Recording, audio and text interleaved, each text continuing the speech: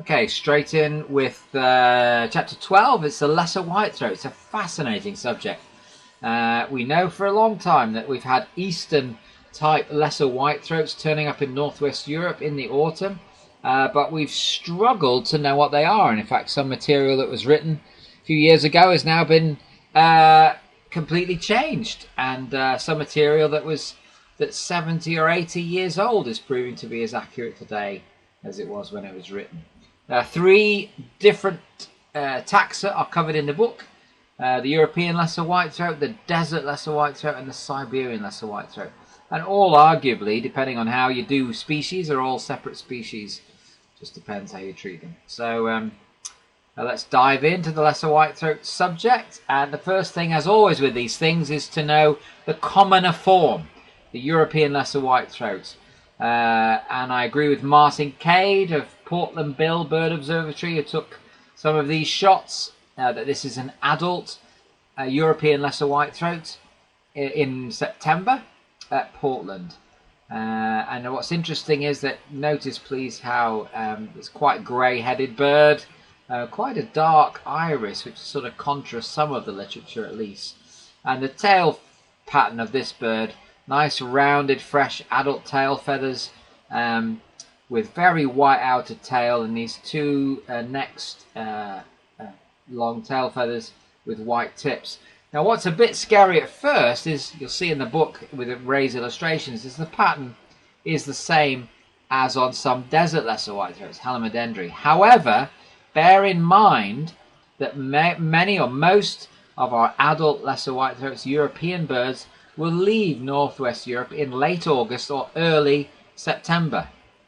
And as time goes on, more likely, if we encounter European lesser whitethroats, they're more likely to be young birds, like this first winter lesser whitethroat, with slightly greyish iris, and look how the brown just creeps up onto the nape there a little bit. And here's the tail pattern of a young European lesser whitethroat. It's fairly typical, slightly more pointed feathers than the rounded ones on the adults, and all that beautiful white is missing, and instead there's no white on these feathers, and you've got a very dingy inner web, and you've often quite got a little bit of creep of colour over onto the outer web there. So that's a first winter European lesser whitethroat.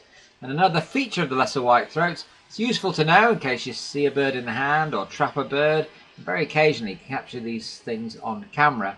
Ray's illustrations, again, super on this, is that they have different wing formulae, and it's in relation to this primary, which is P2. On these types of passerines, they have a very short first primary, which is out of view up here. So this is P2, and what you're looking for, the difference in this regard in the lesser whitethroats, is P2 in relation to the feathers that it runs opposite. So this is a European. P2 should equal about between P5 and 6. Let's see. P2, P3, P4, P5, P6. There you go. Like that. That's on the first year. Here's the adult European. P2, 3, 4, 5, 6. Between 5 and 6, you see. Now you'll see that there's a difference, sometimes quite a substantial difference, in that P2 alignment on the two others. Here's a bird I've picked up on Shetland. These types turn up in sort of October, and I think this is a Siberian lesser whitethroat, a Blythe, and I bothered our little group to look at it for a long time, and there just must be a super story with this bird. It's a windy day, as you can see from the feathers, and he's gathering grubs, and he may well have flown from somewhere in North Kazakhstan or the Taiga zone, in the central Siberian forest. Who knows? What an incredible story. And here's a couple that I found on Shetland. I think these are both Siberians, and you get different types. You get some that are a little bit closer to European birds, and others that are even browner and closer to some desert lesser whitethroats. It may be that these types are northern and these are more southerly birds near the desert. Both of them Blythe types probably, but again, you'll have to see the book to learn a bit more about that. Now this bird was DNA'd in Britain, and it's a Siberian lesser whitethroat. and they have a call that's quite distinctive. And I heard birds in the same place as this one giving that Siberian call. And you look at the tail feather, it's a fairly typical Siberian, where it's a bit whiter. It's a young bird that looks like it's molted the outer feather, and you've got this new adult type white feather. It seems that Siberian and desert lesser whitethroats undergo more of a tail molt in the autumn compared to the European birds, at least, that we see. That would be a typical pattern for a Blythii. And here's another one, but this is more of a dingy pattern. It's the kind that gets close to, you wouldn't be able to tell that from a British bird. These are all young feathers. And there's another Siberian lesser whitethroat confirmed by molecular analysis. Now, what's sort of interesting about this one is that some of them have darker ear coverts, and even more especially can have a grey blue feathers in the rump here. Not especially so, but it's a little bit there. A bit like the Margellanic lesser whitethroat, Margellanica. And some suspected Margellanica have been claimed, but they seem to be more than likely to be Siberian, just variation in Siberian birds. Here's another Siberian to give you the feel for them. This is very typical of birds we see wintering in Britain. First winter, Blythii lesser whitethroat. And another one, this was just trapped up the road from me, and it's a lovely story about how different the calls are. See the sonograms and listen to the sound files here.